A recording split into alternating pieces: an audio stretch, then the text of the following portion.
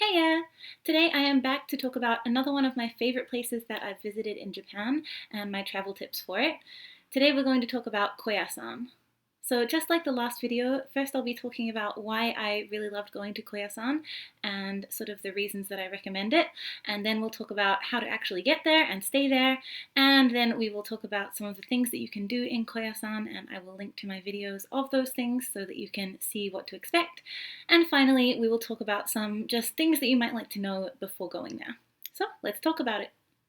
First, let's talk about what Koyasan is and why I loved it so much.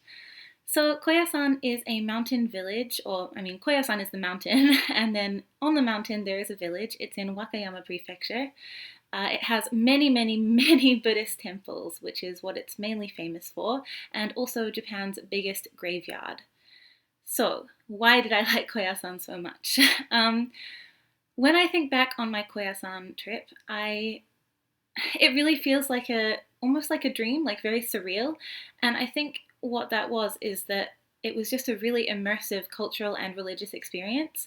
So I myself am not religious, and I'm not really very spiritual either, but being at Koyasan and experiencing all of this history and all of this culture was a very amazing and powerful human experience for me. And even though I'm not spiritual, I just really appreciated all of the history and all of the culture behind everything there. It felt very, I don't want to say mystical because that kind of demeans it a little bit, but it felt very surreal to be in such a spiritual place with all of these amazingly spiritual people. So while I was in Koyasan, we stayed in a ryokan, which is a Japanese Buddhist temple, and it also has accommodation on the side. So you can have breakfast and dinner with the Buddhist monks, and you can even join them for morning and evening prayer if you want to. So that was, again, just part of this immersion experience. And we'll talk about this later in accommodation, but if you do go to Koyasan, I really recommend staying in a ryokan. I don't think there's actually that much other accommodation available either, so you might not have that much choice. But yeah, if you are looking for a more cultural and historical experience than just the more touristy temples like Kiyomizu-dera or Todaiji, which are very beautiful but not necessarily the same impactful historical and cultural experience as Koyasan, then I really do recommend going to Koyasan. So yeah, that's why I loved it, and I hope that the videos that I will link to later will show more of what I mean, because it was definitely a feeling that made me like it rather than any specific one thing or activity. So it's kind of hard for me to explain why it was so amazing, but I really hope that I've done an okay job, and that if not, you can see more from my videos. So yeah, that's why I loved Koyasan, and that's what Koyasan is. Next, let's talk about actually getting to Koyasan. So the trip is not that complicated, but it is quite a long trip compared to some other day trips that you might take. And for this reason, I really do recommend making your Koyasan trip a weekend or a 3-day trip. Getting up the mountain takes a couple of hours, and if you commit to one day, you're going to be really pushing it to see all of the amazing things at Koyasan before you have to leave to get down the mountain again. So yeah, try to make it a weekend or 3-day trip if you can. Okay, so actually getting there, you'll want to take the Nankai Koya line to Gokurakubashi, and from there you will take the cable car up to Koyasan itself. From the top of the cable car, there are buses available to go further into Koyasan village if that's what you want. Depending on which side you're staying on, if you have a lot of bags with you, you obviously might want to take the bus, and if not, walking is really beautiful as well.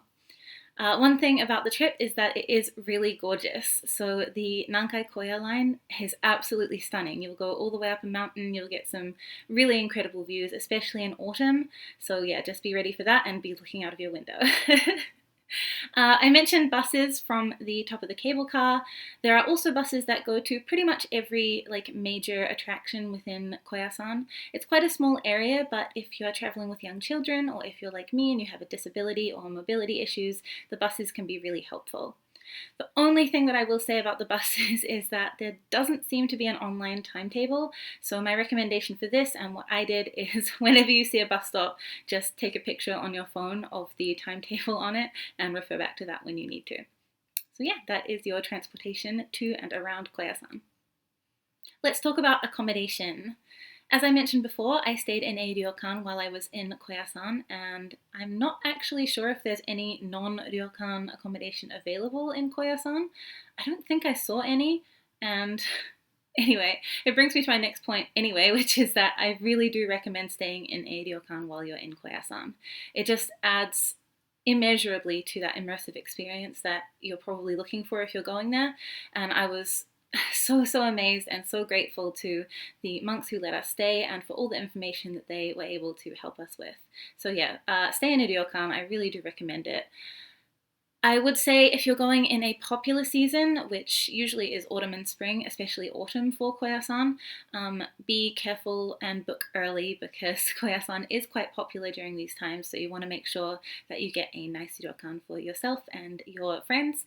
Apart from that, yeah, I think just any ryokan. I've never heard a bad accommodation experience in Koyasan, so I think any ryokan is great and just enjoy. Like, I would say really try to immerse yourself in it, and I recommend going to the breakfast with the monks and the morning prayers if you're comfortable doing that as well, and the dinner. Often they'll have a speaker at dinner, like an older person within the temple who will come and speak to you during dinner, which is just like amazing.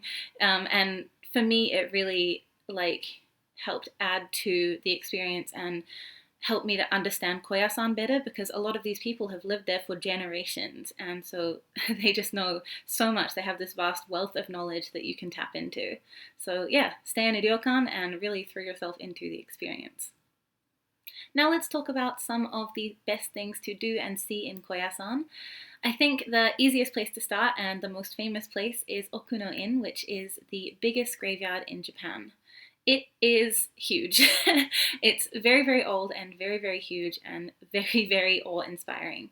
I really recommend setting aside at least half a day, if not more, to explore this graveyard. There are so many little offshoots of paths that you can go down, so many places where you could just walk for hours and hours. It's really incredible. If you're into nature and forests, the entire graveyard is surrounded by a gorgeous, huge forest, and the whole place is just magical. It was such a, I hate to use the same word again, but awe-inspiring experience to go there. Do be aware of signs and changes in the rules around the graveyard, because in some parts you're allowed to take pictures and eat food and have drinks. In other parts these things are not allowed, so just make sure that you're looking out for the signs and being respectful of the area, because obviously it's a tourist attraction to us, but it is a graveyard and a sacred site to a lot of Japanese people, so just be aware of that. But yeah, Okuno-in was just amazingly beautiful. Such a incredible place to go. I really recommend spending quite a bit of time there while you're in Koyasan. Okay, next is of course the temples. I mean, how to even explain it? There are just so many of them, and they're all unique and individual and incredible. The best thing about Koyasan, I think, is that it's quite small, and so you can just do like a little loop walk and just see hundreds of temples, and each of them will have their own unique style and their own like for example you have a tiger temple, a dragon temple. It's just really amazing to see all of these things coexisting and so close to each other. One of my favorites was a temple that has the biggest Zen Buddhist garden in Japan, and actually one of the biggest in the world, and you can go inside. They also offer tea, and they will have a speaker talking about the history of the temple in that particular temple. I've actually forgotten the name, which is terrible, but I will put it up here somewhere for you so that you can go and look it up for yourself. But yeah, basically just walk around the temples and enjoy the environment. It's really easy to walk around them all, and so many of them will be happy to let visitors in, whether for free or for a small fee. A lot of them also have pamphlets that they give out in English and Japanese, and so you'll be able to learn about the history of Koyasan and this specific temple. It's just a really incredible experience. Okay, the last specific thing that I will recommend is Daimon, and that it just means big gate, and it's a big gate, but it's a very big gate, and it's a very beautiful gate. So if you get the chance, I recommend going there. There is a bus that goes there. It's a little bit out of the way of the other temples, so there is a bus that goes there, which is quite useful. It's gorgeous, and it's huge, and it's just, yeah, really amazing. So basically, I just recommend, like, walking around Koyasan, really, because you will see so many things, and I can't even, like, it would take forever to list all of the places that I went, and I don't even know the names of most of them because I was just walking and enjoying all of these amazing views. Yeah, just walk around and enjoy yourself. But do make sure to go to Okuno Inn specifically because it is incredible. Okay, let's move on. Finally, let's talk about just some useful things that you might like to know before going to Koyasan. First, and absolutely most importantly, please, please, please pay attention to any signs or rules that you are told about while you're staying there. I know it's really, really easy to get carried away with taking pictures and things like that because the area is so beautiful, but it's worth remembering that this is not just for our consumption as tourists, and that this is someone's religious life and cultural life and sacred area. So if you're told or asked not to take pictures or to eat food or to take off your shoes, please pay attention to that and don't try really hard to respect the area for the sacred and important place that it is to a lot of people. Okay, on to a slightly less serious note. Most ryokan will provide you with a very thin futon and a very thin pillow. If you're like me and you have like a chronic pain condition or you have a joint condition of any kind, this might be a problem for you, and I would really recommend bringing your own pillow if you foresee this being an issue. Yeah, just a heads up. Lastly, if the ryokan that you're staying at offers a morning prayer service that you're allowed to attend and you want to attend it, it will probably start very early. The one at our ryokan started at 5 a.m. So just make sure that the night before you learn what time that starts, and if you want to attend, make sure that you're in the prayer hall on time.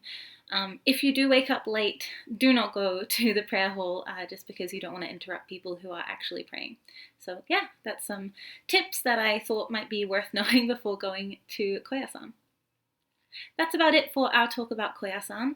I really hope that if you were planning a trip there, or if you were trying to decide if you wanted to add it to your itinerary, that this video has helped you. Honestly, I couldn't recommend Koyasan highly enough. I enjoyed it immensely, and I really, really hope that if you get the chance to go there, you enjoy it just as much as I did. So until next time, I will talk to you later. Bye!